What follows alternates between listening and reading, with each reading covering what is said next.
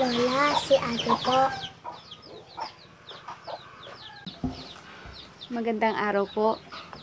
Isa po siya sa mga nagbibigay sa atin ng tulong. Ako nga po pala si Ruby. Nako, maraming salamat po. Talagang malaking tulong yung binibigay niyo sa apo ko. Lalo na't ganito yung kalagayan ko.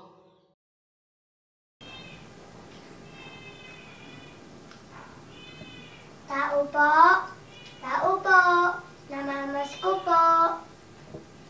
Ano ba yan? Tapos na yung Pasko. Minamamas ko pa rin.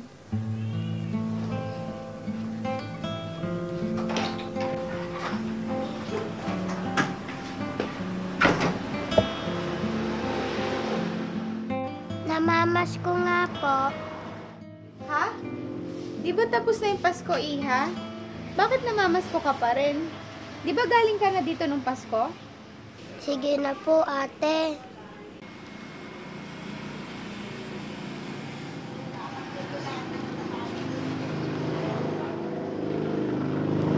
O, eto, Iha.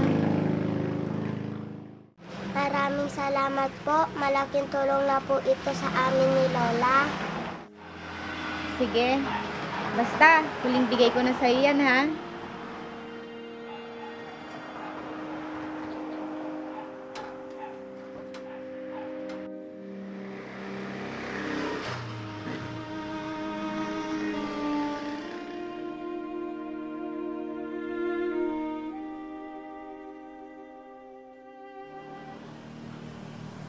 Tao po!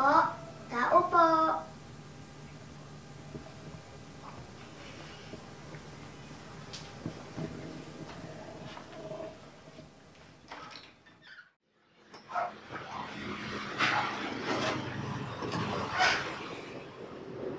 Ikaw na naman? Diba, sinabihan na kita na huling bigay ko na sa'yo nung isang araw? Bakit balik ka pa rin ng balik? Sige na po, ate. Kahit magkano lang po. Tapos na yung Pasko, Iha. Kaya hindi tama yung ginagawa mo. Alam ba ng mga magulang mo yan? Hindi ka dapat hinahayaan ng mga magulang mo na magpagala-gala sa kalsada. Lalo na't babae ka. Tapos nag-iisa ka pa. Sige na po, ate. Hay nako, sa iba ka na lang manghingi. Wala na akong maibibigay sa'yo.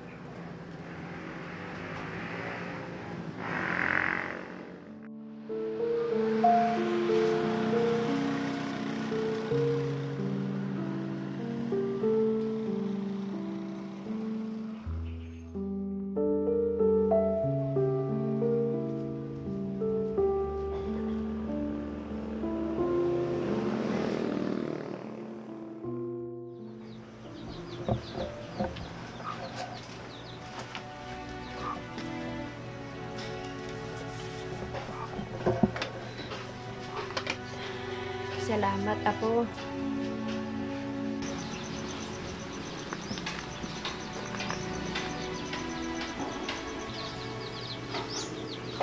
Sandali lang po, Lola.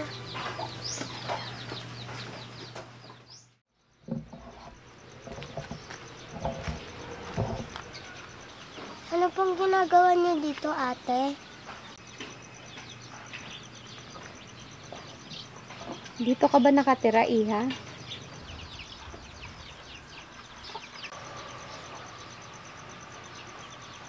Dalawa lang ba kayo nakatira dito? Opo, iniwan na po kasi kami nila nanay. May bisita pala tayo, apo. Papasukin mo dito sa loob. Ay, wag na po. Ayos lang po ako dito sa labas. Nasaan pala yung mga magulang mo? Wala na po sila, ate. Hindi na kami binalikan ni Lola. Ganun ba? Paano kayo nabubuhay ng lola mo? Saan kayo kumukuha ng panggastos? Kapag marami pong nagbibigay sa akin, nakakabili na po ako ng pagkain namin ni Lola.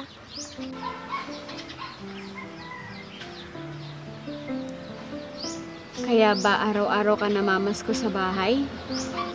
Opo, ate. Nung Pasko po kasi, marami pong nagbigay sa akin.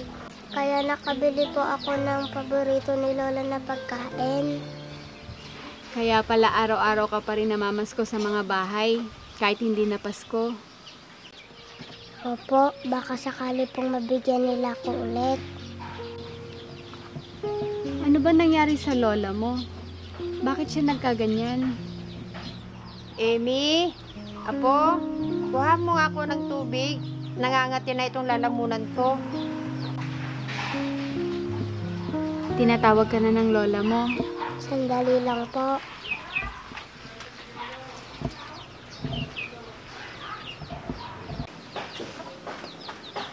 Sandali lang po, Lola.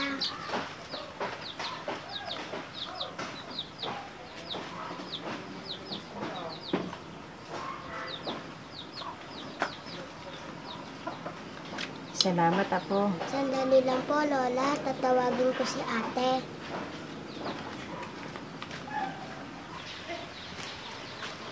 Ate, pasok po muna tayo dun sa loob. Sige.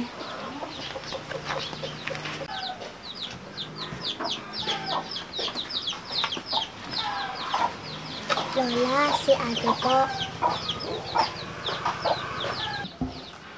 Magandang araw po. Isa po siya sa mga nagbibigay sa atin ng tulong.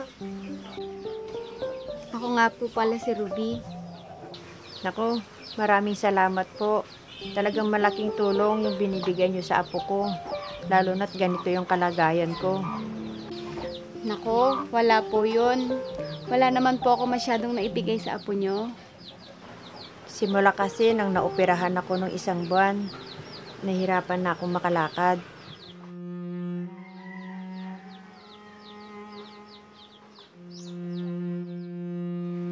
Wala naman kasi kaming ibang maaasahan.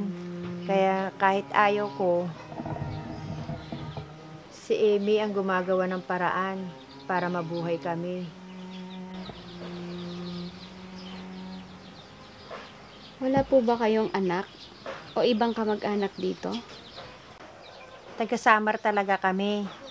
Pero dinala kami dito ng anak ko dahil dito siya nagtatrabaho.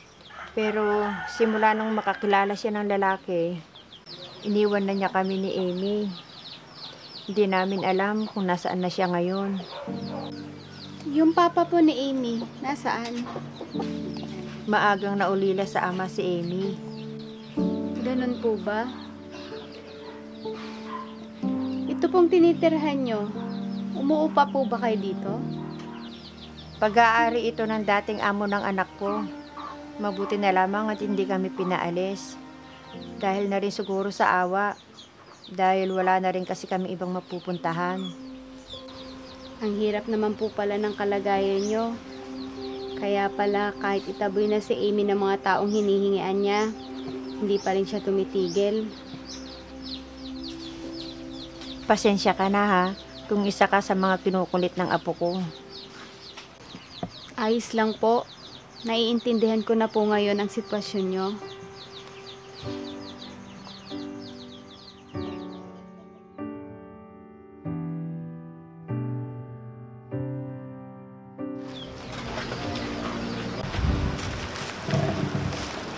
Amy, Kayo po pala, Ate Ruby.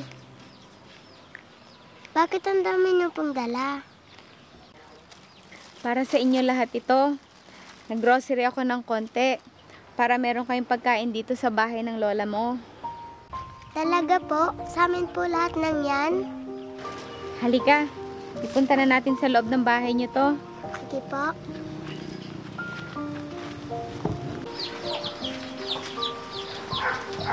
Lola, napadalaw po si Ate Ruby.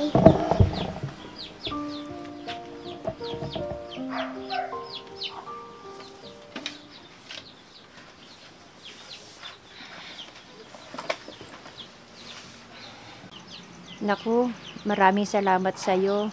Nakakahiya naman at ikaw pa yung nagbangon sa akin. Ayos lang po yun. Malapit lang po talaga ang loob ko sa mga matatanda. Naaalala ko po sa inyo ang nanay ko.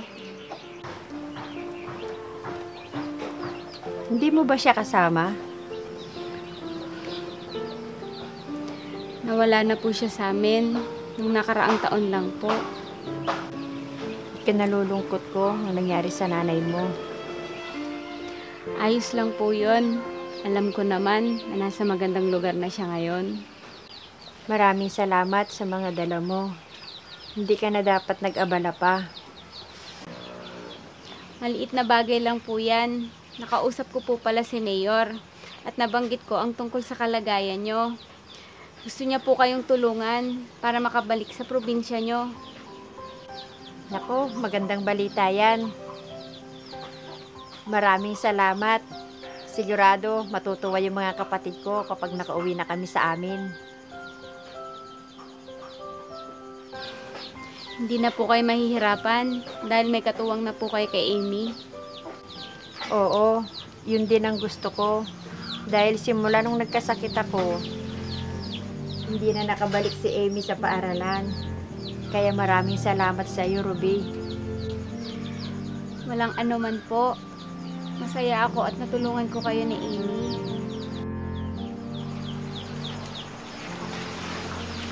Maraming salamat po, Ate Ruby.